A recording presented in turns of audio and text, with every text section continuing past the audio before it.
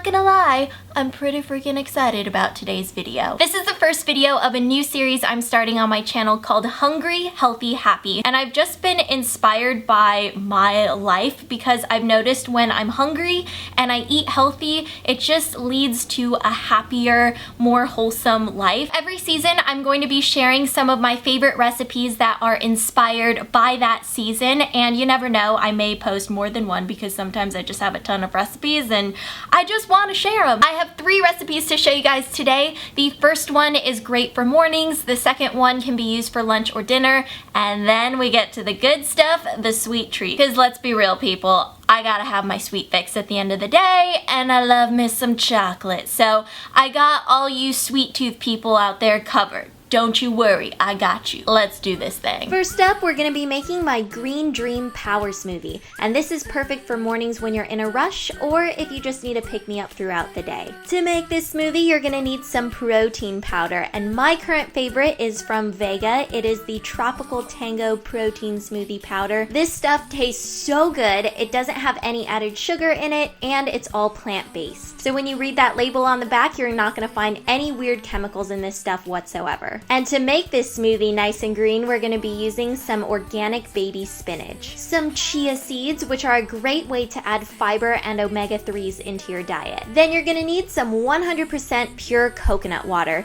And I know this says coconut juice, but juice, water, it's really all the same thing when we're talking about the cocoa nut. And for fruit, you're going to need about a cup to a cup and a half of frozen fruit. So I have a mixture of pineapple, mango, and strawberries here. And last but not least, we have Mr. Banana. I start off by making this smoothie by taking about a handful or so of the spinach and just putting that into the container for my NutriBullet. And then I take the frozen fruit, pile that on top, and make sure you use fruit that has been frozen so your smoothie has a nice texture to it. Then I just throw in about half of that fresh banana onto the top, and then I pour in about a cup of coconut water to really smooth everything out. Next, I use a little less than a full scoop of that Vega Protein Smoothie powder. I pour that in, and then I take a spoonful of the chia seeds, dump that in, and we're good to go. Now it's time to just seal everything up so it doesn't go flying everywhere, and then it all gets mixed together. And you're gonna notice that as the smoothie blends, it slowly changes color from like pink to a lighter yellow color to green, and then it gets really green, which is so cool to watch. You want to make sure everything is thoroughly blended so you don't have any weird chunks in your smoothie, and then once you're finished with that, you can pour it into your serving cup of choice. I love me some mason jars, so that's what I'm going with. And then you stick it in a straw, slurp it all up, and let me tell you, you would never know that there are veggies in this. It's super fruity and tasty, but also really good for you. One recipe down, and now we're moving on to the next. This is my spring pasta salad, and it's perfect for lunch or dinner. It's very light and refreshing, but packed full of flavor and color. The first thing you're gonna need is some fully cooked frozen shrimp. So you don't have to cook these at all, you just have to defrost them, and they taste fantastic. Next, I have some organic brown rice spiral pasta, and I really recommend going with brown rice pasta. It tastes awesome, and it's a great healthy alternative to regular pasta. Then I have a bottle of Annie's green garlic dressing, and this is essentially a blend of lemon juice, spinach, and garlic, and it tastes super good. For veggies, I have some fresh asparagus and grape tomatoes, and then to finish everything off, a little bit of feta cheese. So I'm just starting off by heating up some water. I have one pan for the asparagus and then a pot for the pasta. So we're just gonna bring all of the water to a nice boil. Now you can either defrost the shrimp overnight in the fridge, or you can do what I'm doing here. You can take them straight out of the freezer and then just rinse them underneath some cold water for a few minutes, and that totally defrosts them. Now it's time to remove the tails from the shrimp. So here's what I do. I take a piece and I pinch the very end, and you'll see that the shrimp just comes right out and you're not wasting any of the meat.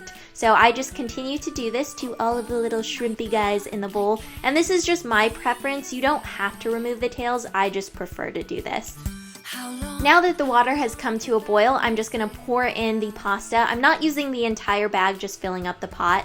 And then I'm going to add my asparagus to the other pan. Place a lid over the top and let that steam for about 5-ish minutes. While magic is happening on the stovetop, I'm gonna move over to my grape tomatoes, and I'm simply just gonna be cutting these guys in half. And if you wanna use other vegetables, you totally can. You could use like broccoli instead. You can really tailor this to your own taste. And then I just like to sprinkle the tomatoes with a little bit of salt to bring out their sweetness. When your asparagus is done, it's gonna be bright green and tender. So I'm just gonna drain it and then transfer that into a bowl with the shrimp.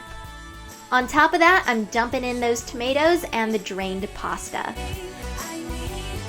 Then I'm gonna grab my dressing, give it a quick shake, and then pour it on top of all of that goodness. And you wanna make sure that you pour the dressing around the outer rim so it can get down to the bottom and doesn't just stick to the stuff on top. Then you just wanna get in there and mix it all together. And this is where pouring around the rim really comes in handy because it's gonna make this step so much easier. And to finish everything off, I'm gonna take a little bit of that feta cheese and just sprinkle it over the top. And for a little extra tang, you can also add in some freshly squeezed lemon juice.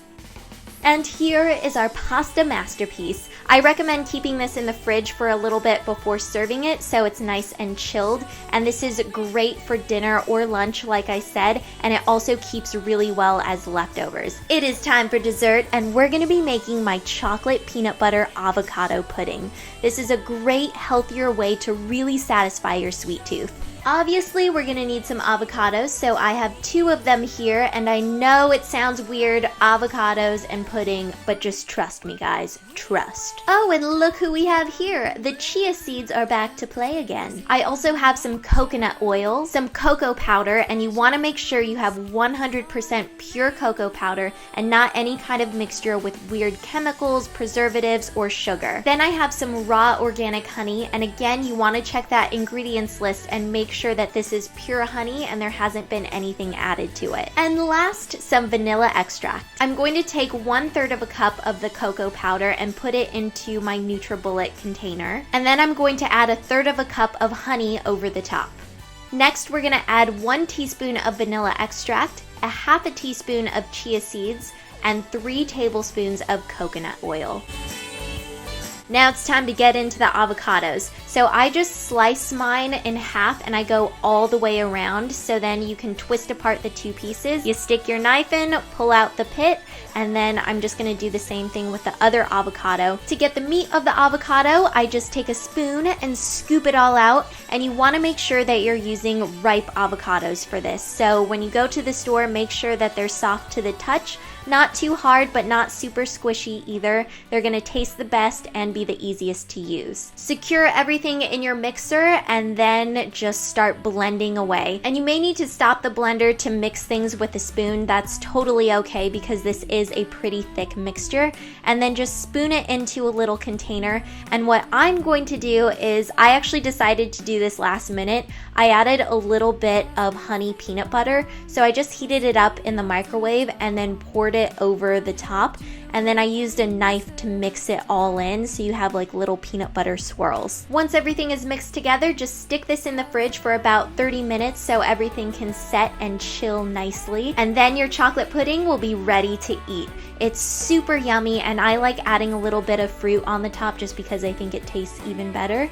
And that is pretty much it. You see guys, it is so easy to make really great meals that are good for you, and they taste good on top of that. So if you guys try out any of these recipes yourself, use the hashtag HungryHealthyHappy and post your photos on Twitter or Instagram, and I am going to be picking some of my favorites to show in my favorites video for April. And be sure to check out my last 2 videos, which I will have linked at the end of this one and down below in the information bar. Alright, that's gonna be it for today. I hope you guys are having an awesome day, and I'll see you later. Bye! 'Cause